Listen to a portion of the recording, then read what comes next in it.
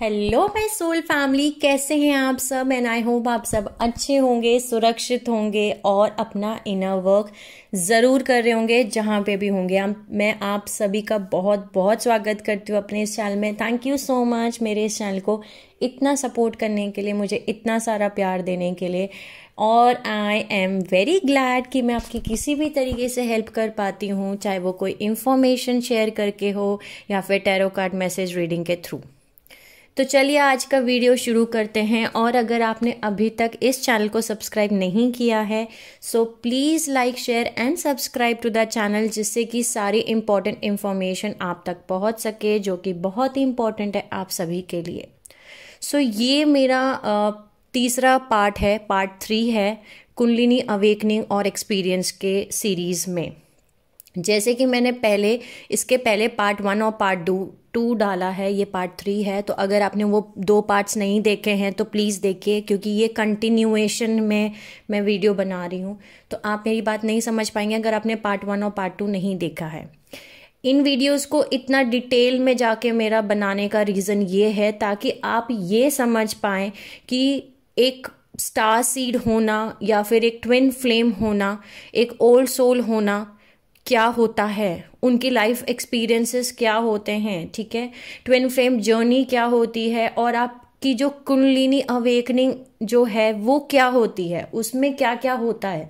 तो इन सब चीज़ों को जानने के लिए आपको मैं बहुत डिटेल में चीज़ें समझा रही हूँ, बता रही हूँ, ताकि आप इस रिजल्ट तक पहुँच पाएँ कि इतना सब कुछ होने के बाद आपकी कुंडलिनी अवेकनिंग होती है, आपको इस जर्नी को कैसे आगे फॉरवर्ड करना होता है। तो चलिए शुरू करते हैं आज का वीडियो। जैसे कि मैंने अपने पिछले 2 वीडियोस में बताया कि मेरी अपब्रिंगिंग एक ऐसी फैमिली में हुई थी जो कि बहुत ही डिसफंक्शन फैमिली में बोल सकती हूँ, डिसफंक्शन फैमिली में हुई थी। और ट्विन फ्लेम्स डिसफंक्शन फैमिली को चूज़ करते हैं, वो ऐसी ही फैमिली में पैदा होते हैं जहाँ डिसफंक्शन हो, क्योंकि जहाँ पे ज़्यादा नेगेटिव कर्मा जमा हो जाता है, उस फैमिली के नेगेटिव कर्मा को ख़त्म करने के लिए ट्विन फ्लेम्स वहाँ पे पैदा होते हैं। हम हमारे पेरेंट्स से सिर्फ हमारे आदतें और हमारा फेस स्ट्रक्चर नहीं लेते हैं, बल्कि उनके सारे डीएनए भी हमारे अंदर होते हैं, उनकी मेमोरीज भी हम शेयर करते हैं, उनके सारे कर्म भी हमारे आगे कैरी फॉरवर्ड होते हैं, हम उनके साथ उनके जीन्स को शेयर करते हैं। तो जो भी उन्होंने अपने लाइफ में एक्सपीरियंस किया है वो सब कुछ उनके डीएनए के थ्रू हमारे डीएनए में आता है, और वो सारी एक्सपीरियंसेस, सारे कर्मा हमारे तक भी पहुँचते हैं। तो जैसे कि मैंने और आपको ये भी बताया कि हर सोल अपनी खुद की लाइफ जर्नी अर्थ पे कैसी रहेगी, उसमें कैसे कैसे चैलेंजेस आएंगे, किस टाइम फ्रेम में क्या होगा, वो सब कुछ पहले से ही डिसाइड करके आती है ऊपर कि ये चैलेंजेस हम फेस करेंगे। क्योंकि इन चैलेंजेस को इसलिए वो फेस करते हैं ताकि वो वहाँ पहुँच सकें जहाँ उनको पहुँचना है। अगर मैंने मेरे बचपन में ये चैलेंजेस नहीं फेस किए होते तो मैं आज यहाँ नहीं पहुँच पाती, मैं आप सबसे बात नहीं कर पाती, मैं अवेकन नहीं हो पाती, मेरी कुंडलिनी जागृत नहीं हो पाती, मैं कौन हूँ ये नहीं जान पाती, ठीक है, मैं भी बाकी सोल्स जो अभी भी सो रही हैं उनकी तरह सोती, ठीक है। तो ये चैलेंजेस बहुत ज़रूरी थे ताकि मुझे जगाया जा सके, और इनको मैंने ऐसे ही चूज़ किया था इनकारनेट होने से पहले, ताकि मैं जाग सकूं। तो जहाँ मैंने लास्ट वीडियो स्टॉप किया था यहाँ पे कि कैसे मैं अपने ट्विन फ्लेम से बहुत छोटी एज में मिल चुकी थी। मतलब मेरा जो पहला प्यार है वही मेरा ट्विन है, ठीक है। लेकिन इस बात को समझने के लिए मुझे लगभग 12 साल, ठीक है, लगभग 12 साल लग गए कि ये ही मेरा ट्विन फ्लेम है, यही वो है जिसकी मैं आधा हिस्सा हूँ, यही मेरा ट्विन फ्लेम है। इस बात को समझने के लिए मुझे इतने साल लग गए, और हर बार एक कुछ टाइम फ्रेम के बाद मेरे पास में डिवाइन टाइमिंग पे वो मेरे ट्विन फ्लेम मेरी लाइफ में आते थे और मुझे ये चीज़ समझाते थे, पर मैं उस समय नहीं समझ पाती थी, क्योंकि हमारी ट्विन फ्लेम जर्नी में मैं रनर थी, मतलब मैं रन कर रही थी और वो मुझे चेस कर रहे थे, ठीक है, कहीं ना कहीं। मैं रनर की फॉर्म में थी। और मैं रनर की फॉर्म में इसलिए थी क्योंकि मेरे जो एंसेस्ट्रल कर्मा है वो जमा हुआ था, उसको मुझे पूरा करना था। जैसे कि आप सभी को पता है कि ट्विन फ्लेम यूनियन तब तक नहीं होता जब तक आप आपके कर्मों को बैलेंस नहीं कर देते, जब तक आप अपने हीलिंग कंप्लीट नहीं कर देते, जब तक आपकी सोल मर्जिंग नहीं हो जाती, जब तक आपके एंसेस्ट्रल कर्मा पूरे नहीं हो जाते। तो उन एंसेस्ट्रल कर्मा को पूरा करने के लिए मैं एक रनर की फॉर्म में थी। और तब तक मैं एक अनअवेकन सोल थी, मतलब नहीं पता था कि मैं एक ट्विन फ्लेम जर्नी में हूँ या मैं एक स्टार सीड हूँ। ठीक है, तो जैसे कि मैंने अपने पिछले वीडियो को स्टॉप किया कि मेरे जो ट्विन फ्लेम थे और मैं, हम दोनों ही 15 साल की एज में हम एक दूसरे के आमने सामने थे।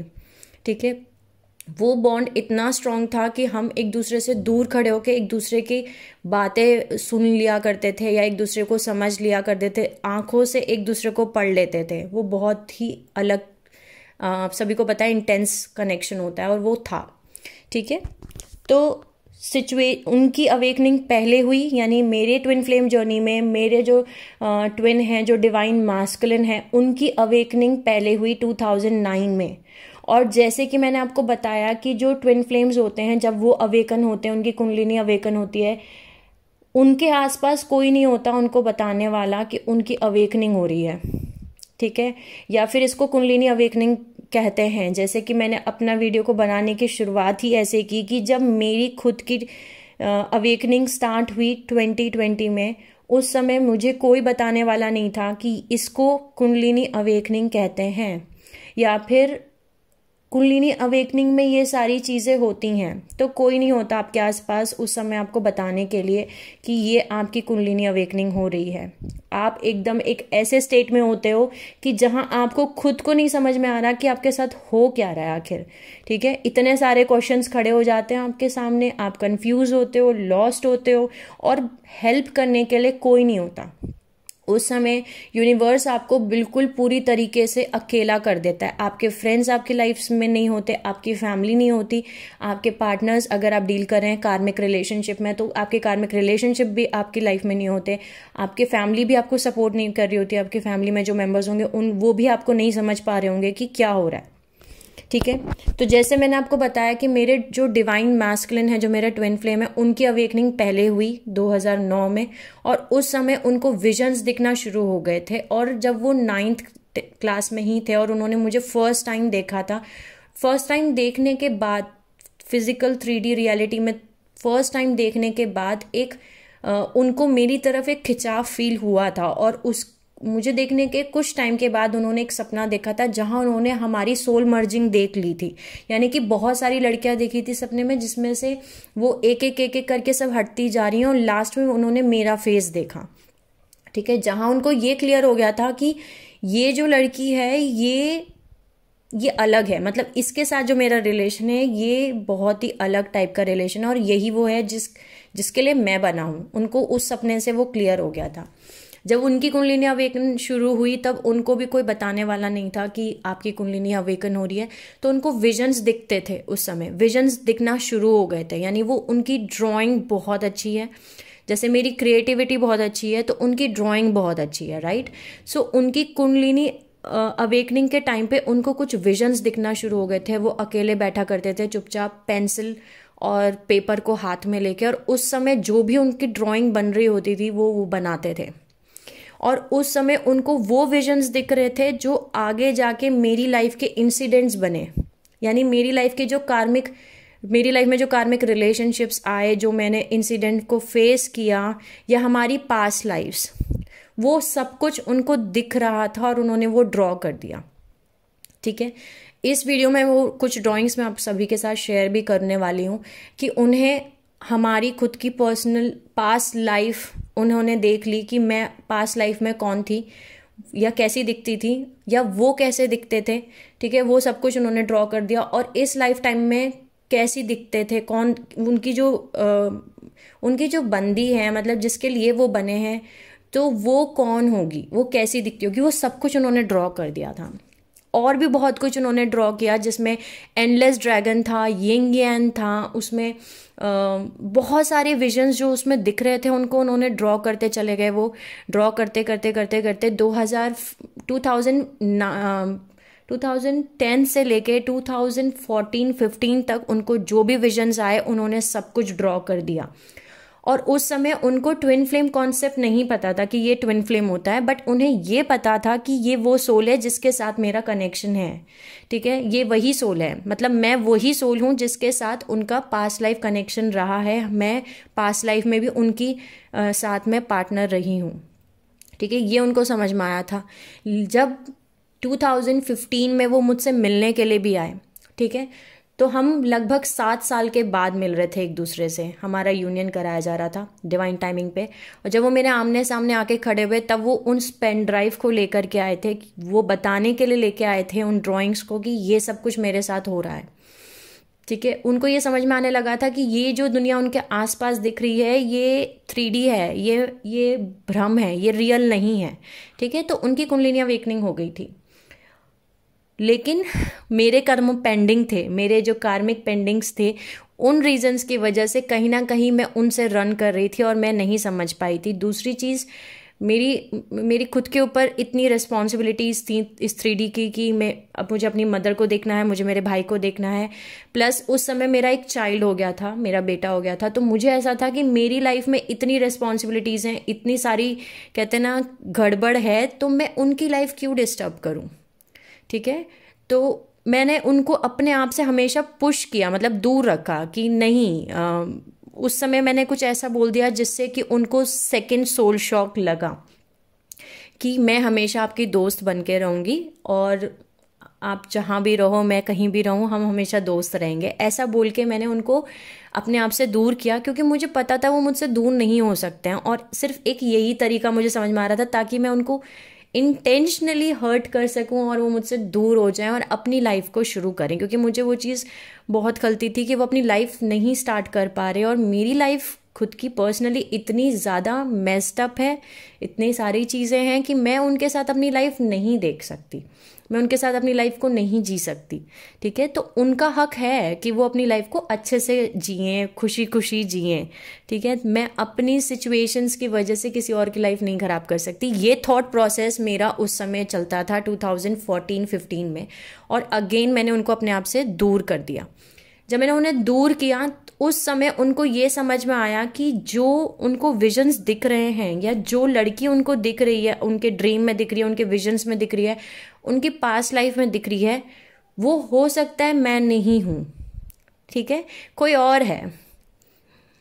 ये उनके दिमाग में बना। और अब उन्होंने, क्योंकि वो उस लड़की को ढूंढ रहे थे जो वो बना रहे हैं ड्राइंग में, और वो कहीं ना कहीं वो सारी चीज़ें मुझसे मैच होती थी, सारी उनकी सोल बार बार उन्हें मेरे पास ही लेके आती थी। लेकिन इधर मेरा 3D रिएक्शन होता था कि मैं उनको पुश करती थी, अपने आप से दूर भेजती थी, मेरे रिएक्शंस बहुत अलग होते थे। तो उनको ऐसा लगता था कि ये वो लड़की नहीं है। तो उनके दिमाग में अब ये बनना शुरू हुआ कि अगर ये वो लड़की नहीं है तो फिर कौन है। और वो उन्होंने तब जाके अपने आप को ओपन किया दूसरे रिलेशनशिप्स के लिए, कि उन्होंने अब ढूंढना शुरू किया कि अब मुझे इससे मूव ऑन करके कहीं और उस लड़की को ढूंढना चाहिए जो वो एक्चुअली लड़की है। और इस तरीके से उन्होंने अपनी लाइफ में आगे मूव ऑन करना स्टार्ट किया। इधर मैं भी मूव ऑन कर रही थी, मूव ऑन कर लिया था मैंने भी। ठीक है, उधर उन्होंने भी मूव ऑन कर लिया। हमारा सेपरेशन ही चल रहा है अभी भी, और हम दोनों को नहीं पता कि हम दोनों ही एक दूसरे के ट्विन फ्लेम हैं। उनकी तो अवेकनिंग हो चुकी है, लेकिन मेरी तो अवेकनिंग भी नहीं हुई है, क्योंकि मेरे कर्म पेंडिंग थे। तो मैं एक ऐसे कार्मिक रिलेशनशिप में फंसी जो मेरा फर्स्ट रिलेशनशिप बना। वो एक ऐसा रिलेशन बना जहाँ पे मैंने हर वो चीज़ फेस की जो मेरे एंसेस्ट्रल कर्म में आती है। मार पिटाई, अब्यूज़ करना, गाली गलौज सहन करना, रोना धोना, थर्ड पार्टी सिचुएशन। ठीक है, हर वो चीज़ फेस की, क्योंकि वो सारी चीज़ें मुझे फेस करनी ही थी कहीं ना कहीं, क्योंकि वो मेरे कार्मिक पैटर्न में थी। लेकिन 4 या 5 साल के रिलेशन के बाद एक पॉइंट ऐसा आया जहां मेरी सोल ने बोला कि बस अब नहीं हो सकता ये और मार पिटाई और ये सब कुछ सहन। और मैंने उस रिलेशनशिप से ब्रेक किया। उस रिलेशनशिप को जब मैंने ब्रेक किया तो मेरी लाइफ में एंटर हुआ मेरा सोलमेट। और वो सोलमेट ऐसा सोलमेट था मेरा कि जिसने मुझे आगे ग्रोथ करवाई। मतलब मेरा बेटा हो चुका था एक, ठीक है, और वो सिचुएशन मेरी लाइफ की ऐसी थी कि जहाँ मेरे को 3 दिन सड़क पे भी सोना पड़ा, क्योंकि मेरे पास घर नहीं था, मेरे पास में, क्योंकि जो मेरा रिलेशन था, कार्मिक रिलेशन था, उसने मेरी लाइफ में से सब कुछ निकाल लिया था। घर निकाल लिए थे, पैसे ले लिए थे, फ़ोन बंद करा दिए थे, बैंक अकाउंट्स बंद करा दिए थे, मतलब सब कुछ मेरी लाइफ से निकाल लिया था, ठीक है। सो उस टाइम फ्रेम में मेरी लाइफ में भगवान ने, मतलब डिवाइन ने एक सोलमेट को भेजा, जिस सोलमेट ने मेरी बहुत हेल्प की। उस टाइम पे मेरी लाइफ में सिर्फ सोलमेट्स ही आए, वो चाहे लड़की के फॉर्म में आए या लड़के के फॉर्म में आए, वो आज भी हैं सब मेरे साथ में, वो मेरी सोल फैमिली है, सोलमेट्स हैं। सो उस टाइम फ्रेम में उन सोलमेट्स ने मेरी बहुत हेल्प की, अपने घर में रखा, उनकी मदद से, उन्होंने अपने रेफरेंस से मुझे अपने किराए पे घर दिलाए, क्योंकि मुंबई में, मैं मुंबई चली गई थी उस समय पे, जो भी ट्रेन मिली मैं बैठ गई थी और वो मुंबई जा रही थी, ठीक है। सो मैं मुंबई चली गई, तो मुंबई में ऐसे ही घर नहीं मिलते हैं बिना रेफरेंस के, आपकी पहचान होनी चाहिए, कोई आपकी रेफरेंस होना चाहिए, तभी आपको घर मिलेगा, सिंगल लोगों को घर नहीं मिलता, ठीक है। तो घर मिला मुझे फाइनली, मेरी सोलमेट है, ठीक है, मेरी बहुत अच्छी फ्रेंड है, काफ़ी पुरानी फ्रेंड है अब तो इस लाइफ बर्थ में भी, बट वो मेरी पास लाइफ से ही फ्रेंड रही है। उसने काफ़ी हेल्प की, मेरे अकाउंट्स खुलवाए, मेरी हेल्प की, मतलब कि उस टाइम फ्रेम में मेरी लाइफ में ऐसे सोलमेट्स भेजे गए जिन्होंने मेरी फाइनेंशियल ग्रोथ कराने में हेल्प कराई, मेरे करियर को आगे बढ़वाया, और मेरी पर्सनल ग्रोथ भी हुई, और मेरा फोकस सिर्फ और सिर्फ अपने ऊपर आ गया, किसी रिलेशनशिप के ऊपर नहीं था, सिर्फ उन रेस्पॉन्सिबिलिटीज़ को पूरा करने पे चला गया कि मेरी रेस्पॉन्सिबिलिटी है मेरी मदर को देखना, मेरे घर को देखना, एक घर खरीदना, जो कि 3D में आप ऐसे ही सोचोगे क्योंकि आप अभी अवेकन नहीं हुए हो, तो उन रेस्पॉन्सिबिलिटीज़ को आपको पूरा करना है। और मैं उन रेस्पॉन्सिबिलिटीज़ को पूरा करने के लिए दिन रात मेहनत करना शुरू कर दिया मैंने। 2014 में मेरे फादर एक्सपायर हो गए। जब मेरे फादर एक्सपायर हुए उस समय मैं बालिका वधू की शूटिंग कर रही थी, और बालिका वधू की शूटिंग करते वक्त मुझे पता चला था कि मेरे फादर एक्सपायर हो गए। वो था मेरा सोल शॉक, जिस सोल शॉक से मुझे 6 महीने 8 महीने रिकवर करने में लग गए, ठीक है। यानी कि उस सोल शॉक ने मुझे पूरी तरीके से हिला दिया कि ये क्या हुआ, मतलब बैक टू बैक मेरे को सोल शॉक दिए जा रहे थे। यहाँ मैं आपको ये समझाना चाह रही हूँ कि अगर आप एक ट्विन फ्लेम जर्नी में हैं तो आपके पास एक ही चॉइस है, एक ही आपको एक चॉइस दी जाती है कि या तो आप अपने डर को चुन लो और या तो आप अपने ट्विन फ्लेम को चूज कर लो, ठीक है। अगर आप अपने डर को चूज कर रहे हो तो आपको सिर्फ और सिर्फ यहाँ पे कर्मा ही मिलेगा, यानी कार्मिक चीज़ों को आपको फेस करना पड़ेगा, क्योंकि आप उन लो फ्रिक्वेंसी को चूज कर रहे हो, कार्मिक चीज़ों को चूज कर रहे हो, अपने डर को चूज कर रहे हो। और जब आप अपने डर को चूज कर रहे हो तो आप उन्हीं लोगों को अपनी लाइफ में इन्वाइट करोगे जो उन डर को बढ़ाएंगे, ठीक है, आपको और डर पैदा करेंगे, आपको और लो फ्रिक्वेंसीज में लेके जाएंगे। लेकिन अगर आप थोड़ी हिम्मत करके अपने डर को ना चूज करो, अपने ट्विन फ्लेम को चूज करो, तो आपको यहीं पे स्वर्ग फील होगा। फिर आपकी लाइफ में हाई वाइब्रेशन पीपल आएंगे, लेकिन ये चीज़ आप जब तक अनअवेकन हो आपको नहीं समझ में आएगी, ठीक है। तो मैंने अपनी लाइफ में हर बार अपने डर को चूज किया, क्योंकि मैं अनहील्ड थी। जो भी ट्रॉमास, जो भी चीज़ें बचपन से चलती आ रही थी, उसकी वजह से मेरा खुद का इनर चाइल्ड वो वुंडेड था, वो जख्मी था, ठीक है। मेरे अंदर खुद के अंदर अबंडनमेंट इश्यूज, पेरेंट वुंड, ये सब कुछ बन गए थे, जिसकी वजह से मुझे ऐसा लगता था कि मैं प्यार डिजर्व नहीं करती, मेरे अंदर ही प्रॉब्लम है, सभी मुझे छोड़ छोड़ के चले जाते हैं, ठीक है, मेरी लाइफ में ही सब कुछ, सारी प्रॉब्लम्स लिखी हुई हैं। ये सब कुछ मेरा माइंड फ्रेम चलता था, जिसकी वजह से मैं लो फ्रिक्वेंसी में ही रहती थी और ऐसे लोगों को अपने आसपास अट्रैक्ट कर रही थी जो कि टॉक्सिक थे, जो कि नार्सिसिस्ट थे, या मैं उन्हीं को चूज कर रही थी क्योंकि वो मेरे लिए फेमिलियर है। एक चीज़ याद रखिए कि जो स्टार सीड्स हैं या ट्विन फ्लेम्स हैं या लाइट वर्कर्स हैं या एम्पाथ्स हैं, जब तक वो हील नहीं हुए हैं, जब तक वो अनहील हैं, उन्होंने अपनी हीलिंग पूरी नहीं की है और वो अनअवेकन है यानी अवेकन नहीं हुए हैं, तब तक वो अपनी लाइफ में उन फ्रिक्वेंसीज को अट्रैक्ट करते हैं जो ज़्यादातर टॉक्सिक नार्सिसिस्ट लोग होते हैं। वो उनके वाइब्रेशन के लोग होते ही नहीं हैं, और वो उनको इसलिए अट्रैक्ट करते हैं क्योंकि वही एनर्जी उनके अंदर है, उसको उन्होंने हील नहीं किया है, जिसकी वजह से, उन जख्मों की वजह से, उस एनर्जी की वजह से ही आप अपने आसपास उन लोगों को अट्रैक्ट करते हैं। और वो लोग बार बार आपकी लाइफ में आके आपको मिरर दिखा रहे होते हैं कि अपने ऊपर काम करो, अपने ऊपर काम करो, ये जख्म है तुम्हारे अंदर। लेकिन उस समय ये समझ में नहीं आता, उस समय ऐसा लगता है कि कुछ तो आपके बुरे कर्म हैं जिसका फल आपको मिल रहा है। ऐसे करके मेरी लाइफ आगे बढ़ रही है, बढ़ रही है, बढ़ रही है, और वहाँ मेरे ट्विन फ्लेम की लाइफ भी आगे बढ़ रही है, बढ़ रही है, बढ़ रही है। उन्होंने भी, अब उनकी लाइफ में भी सोलमेट्स आए, कार्मिक्स आए, जिन्होंने उनको बहुत अच्छे से सोल लेसन्स दिए या उनकी सोल ग्रोथ भी कराई। ठीक है, इधर मेरी लाइफ में भी चीज़ें आगे बढ़ती रही, बढ़ती रही, बढ़ती रही। मेरे फादर के एक्सपायर होने के बाद मेरी लाइफ में आया बहुत बड़ा टर्न ओवर। ठीक है, यानी एक ऐसे इंसान ने मेरी लाइफ में एंट्री ली जो कि दिखने में तो मुझे ऐसा लगा कि इसका और मेरा कोई कनेक्शन है पास्ट लाइफ से। ठीक है, यानी इसको मैं बहुत पहले से जानती हूँ, जिसकी वजह से मेरी अवेकनिंग हुई, जिसने मुझे सोल शॉक दिया, जो कि मेरा कार्मिक रिलेशनशिप था, जिसको मैंने एंड किया अभी 2018 में ही एंड कर दिया। लेकिन 2020 में कहीं ना कहीं जो मेरा इमोशनल अटैचमेंट भी था वो भी ख़त्म हुआ।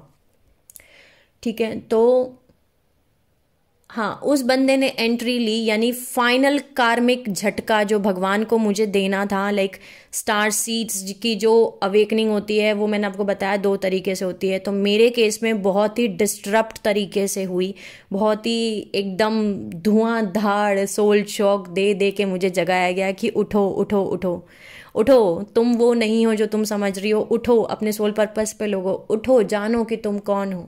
ठीक है, तो एक ऐसे सोल को मेरी लाइफ में भेजा गया जो कि अगेन बहुत ही ज़्यादा नार्सिसिस्ट था, टॉक्सिक था, ठीक है, कंट्रोलिंग था, मैनिपुलेटिव था। और उस चक्रव्यूह में मैं ऐसी फंसी कि मतलब मैंने खुद को ही खो दिया। ठीक है, खुद को ही खो दिया। यहाँ मैं स्टॉप करती हूँ इस वीडियो को, और नेक्स्ट वीडियो में मैं आप सभी से मिलूंगी और उसमें मैं इस चीज़ को आगे कंटिन्यू करूँगी कि कैसे इस पर्सन ने मेरी इतनी बड़ी मदद की कि उस पर्सन ने मुझे खुद से ही मिलवा दिया कि मैं कौन हूँ। एक्चुअली वो मेरा सोल टीचर था, जिसको हम बोलते हैं कार्मिक रिलेशनशिप्स बुरे नहीं होते, वो बुरी सोल्स नहीं होती, वो एक्चुअली आपके सोल टीचर होते हैं। क्योंकि अगर ये सोल्स आपकी लाइफ में नहीं आए तो आप कभी भी नहीं जान पाएंगे कि आप कौन हैं। ठीक है, तो एक्चुअली उसको मैं अभी भी, अगर कभी भी मैं याद भी, मेरे दिमाग में उसका थॉट भी आता है, याद भी आता है, तो मैं उसको हमेशा थैंक यू कहती हूँ कि थैंक यू, क्योंकि अगर वो इंसान मेरी लाइफ में नहीं आता तो मैं कभी नहीं जान पाती कि मैं कौन हूँ। राइट, सो बहुत ज़्यादा इम्पोर्टेंट रोल प्ले किया उस बंदे ने, और यही मेरा सोल कॉन्ट्रैक्ट था। यहाँ मैं इस वीडियो को स्टॉप करती हूँ और नेक्स्ट आगे मैं आपसे नेक्स्ट वीडियो में मिलूंगी। Sending you lots of love and healing and happy energies to all my soul family. Take care of yourself and see you soon.